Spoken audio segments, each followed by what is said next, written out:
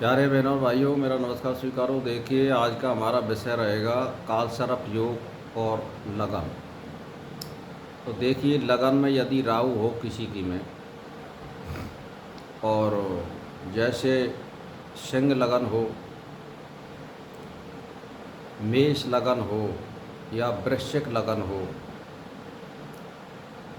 इन लगनों में या कर्क राशि हो, ये शत्रु राशि हैं राहु की।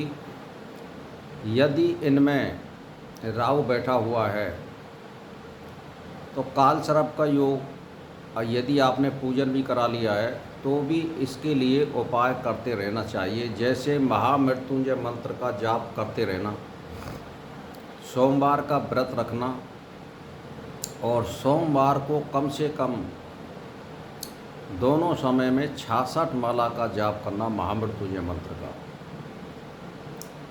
और इसमें एक लोहे की गोली बनवाएं और उसको लाल रंग में रंग लें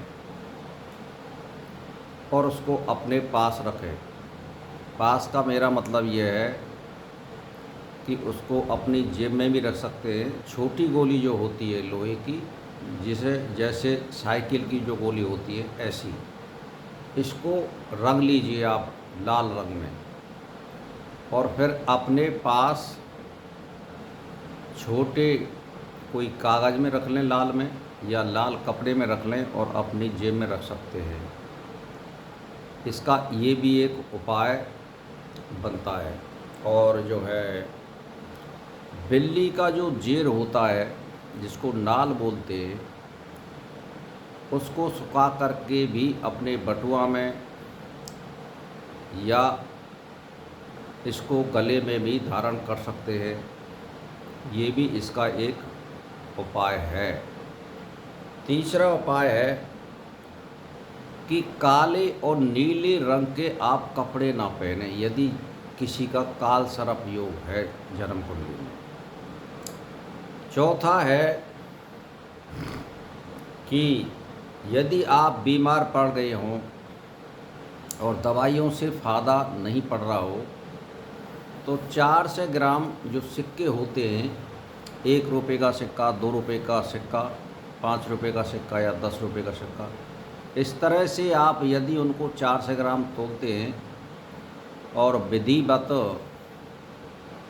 तरीक़ा से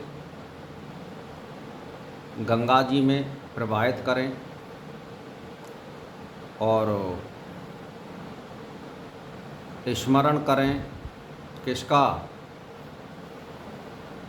राहु का, कि हमने जो पाप किए हैं या हमने कोई क्रोधपूर्ण कर्म किया है, तो वो इन पैसे के साथ में बहा ले जाएं गंगा जी और हमारी को मुक्ति दिलाएं। ये भी इसका एक उपाय होता है। तो भाई और बहनों, ये कालसर्प जो योग होता है, ये आपका पीछा नहीं छोड़ता है। तो इस तरह से मैंने आपको ये प्रथम लगन में कालसर्प का योग बताया, यानी प्रथम स्थान में लगन में यदि राहु है तो इसका उपाय मैंने बताया है। अब 12 दिनों तक एक एक भाग का मैं वीडियो बनाऊंगा और आपको बताऊंगा क्या नहीं करना है। तो मेरा मतलब है, जिन लोगों ने यदि पूजन नहीं किया है कालसर्प योग का, तो वो भी इसका उपाय कर सकते हैं और इससे राहत मिल सकती है। और तांबे के जो नाग बनवा करके, सर्प बनवा करके किसी मंदिर में आप स्थापित करवा सकते हैं।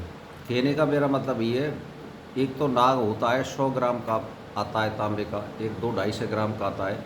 इस तरह से यदि मंदिर में आप चढ़ाइए, कोई उसको स्थापित ही करवा देगा। तो इसका भी उपाय है, यदि छोटे छोटे तारों के जो नाग आते हैं उनको लगा करके शिवलिंग में जो है उसको बांध करके कलाई से और उसमें टाँग दीजिए, और थोड़ा पानी में 50-100 ग्राम दूध गेर लीजिए और महादेव जी पर जलधारा के साथ में महामृत्युंजय मंत्र का आप जाप करिए। एक माला तो आप कर ही दीजिए, कम से कम 5-7 मिनट में ये हो जाता है।